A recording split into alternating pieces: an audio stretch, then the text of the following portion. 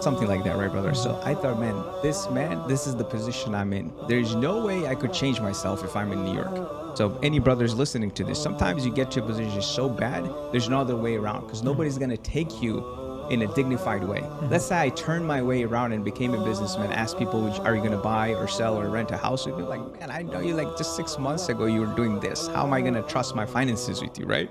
So I had to change the city. So without thinking, brother, I just packed my bags, changed the city. Why Michigan? I moved to Michigan from New York in 2013. Why Michigan? Because when I did some research, Michigan had the most Arab population outside of Arab world. I thought there must be something good in there. Let's move. At least they'll be conservative. So that was the reason I moved to Michigan.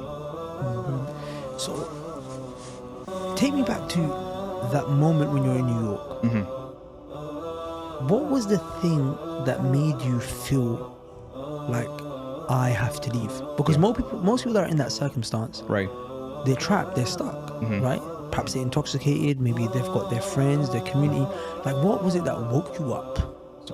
Very powerful question. I missed that part of the story. So one day, we used to hang out every weekend, right? So one weekend, for whatever reason, somebody told me, don't get out. Okay. I was like, no, I'm going to get out. I'm going to get out. And for whatever reason, I was convinced that, okay, tonight is the night I'm not going to get out. But every week, same time, same place, we all meet up, all the boys. That night, I did not go out. That specific night was the worst night. So all of them got arrested. Big fight, big issue. And then, of course, some of them were intoxicated to the next level, so they did not know what they're doing. And they tried to rob someone in the street. It was just a big mess. 2 of them got in felony records. So if I had shown up that day, brother, literally if I had shown up that day, my trajectory of my life, forget about sitting here with you, brothers, I wouldn't be anywhere close to where I am. My trajectory of life would have been completely different, completely opposite if I had just gone out that day. Next morning, I see like all these calls at night, like random calls from random numbers. They're trying to reach me. Then I find out everything that has happened. Few people got beaten up. Few people got taken to jail. A couple of people got felony. It was a big mess, out of control. That day really struck me. Why did Allah choose me? And I was the only one that did not show up. And usually I'm like, Allah forgive us all. Usually, how they say you're the life of the party. I was always that. And I was the only one that did not show up. Everybody else showed up. They were mad at me for not showing up. But subhanAllah, it's like angels came and with their wings, like boom, with Allah's permission, they're like, no, you're not going out today, right? So that really affected me. Why me? Out of everyone, subhanAllah. And that's when I started like researching on YouTube. I used to listen to these Arabic lectures with English subtitles. Those used to make me cry. Now I remember, brother. It was actually said in an Arabic by an Arabic speaker. I don't know who he was. That story, I listened to that story within a couple of days. Like, you have to leave. And he was like yelling at a powerful, emotional way. You have to leave the city. If you have sinned too much, leave the city. And he mentioned that story. I was like, this cannot be like not from Allah. This is from Allah. Like how this happened. And I come across this video that week that I need to leave the city. Allah is talking to me and I need to leave. So that's when everything changed for me. So obviously you were Muslim that whole time, so you were born in Bangladesh, so on and so forth. But was the deen like a primary element? Absolutely not. Very secular family, brother. So at what point, what was the turning point for the deen? Was it this or was it something else? It was this. It was really this incident. And like this, I found it just totally obnoxious. Like, it has to be a reason. Because, brother, I cannot explain to you, like, me not being there is like, probability is so low, it's impossible, me not showing up that night. You said something interesting. You said you felt like Allah Azza wa Jal specifically pulled you out from that crowd, right? Of course, we don't know the unseen. But what do you think Allah Azza wa Jal wants from you? I think Allah wants me to be that big brother that I never had, that uncle that I never had, to other young people in my similar situation. I really feel like, brother, after many years, that is my true calling. Like, I get so pumped up when I'm talking to young men in the office versus someone else. Someone else, it's like I'm doing my job, I'm leading them. But when it's a young man, I got a call like a couple of years ago, call from a woman on the other line, an elderly voice, and she's crying. I'm like, who are you? And she said, I'm so-and-so's mother. And I want to just thank you that you pulled my son from the street in a way nobody could have done that.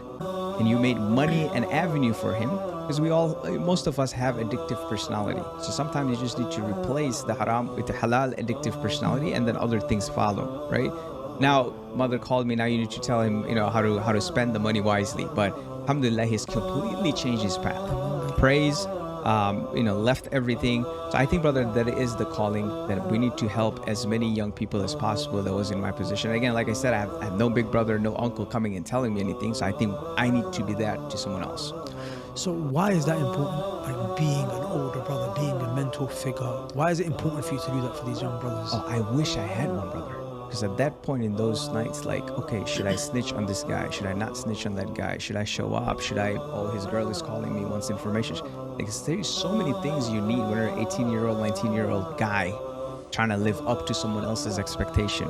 Who's that someone else? Someone you hate. So you're trying to live up to someone's expectation that you don't like at all, right? So it's already a big mess. There's no win out of the situation. At that time, you need guidance from a brother. Someone that can tell you, hey, I've been there, man. I know how it is. This is what you need to do. Someone you look up to. And that's why it's very important that someone has to be like embodying everything that a young man looks up to. Good body, good physique, wealth, beautiful family, everything, right? On the deen, like it cannot be someone, because other people make excuses, right? Because shaitan comes to that. If it's only a brother, let's say, just like very buff, but not successful financially. Like, yeah, he just works out all day, but he does not make any money. Yeah. So you have to embody everything, and then people are going to look up to you. So I actually think that's amazing, because one of the reasons why myself and Abu Bakr slightly decided to change the trajectory that we're upon with regards to da'wah that we're doing and the type of people that we're trying to reach out to, we realized, look, brother, if I may here, please. Please. So your video, when I moved, because I don't know if I'll get a chance to come back to this. So when I moved to Michigan in 2013, subhanAllah, you guys were like my older brothers, like the virtual older brothers, online older brothers that I never had, right? SubhanAllah, one of your videos, Salah like never before. Man, after that, brother, I don't know if I have ever missed Salah intentionally, man. SubhanAllah. Never intentionally I had missed Salah after watching that. And I wish, I could hug you from then onwards. Like I always prayed for you, brother. May Allah keep you, on the sahih path, on the straight path, keep you guys steadfast on your mission. Because the thing, on your level, brother, the level you're doing da'wah at, you don't know like those likes that you get and the likes that you don't get. Because I'm the kind of person, I never like on a YouTube video, I never comment, I barely subscribe. Now I've started subscribing, so I don't see anything else on my recommendations, but I'm that type. So you don't know that guy that you're impacting for last 10 years, brother, and finally we met. You had no idea who I am.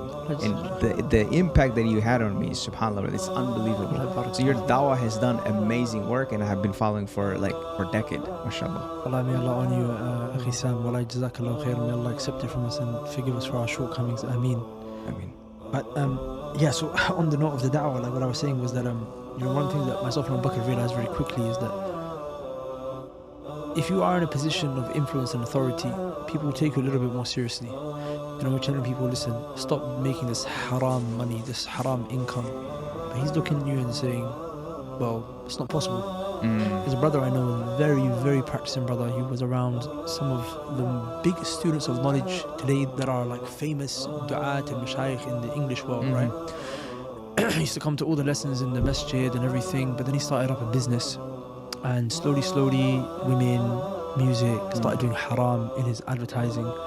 And I met him during COVID and I spoke with him and I said to him, Akhi, look, why are you doing this? And he said to me, Akhi, to actually grow your company in this way, like to the level that I actually want to grow it, I can't avoid it. And I said, no, it's possible.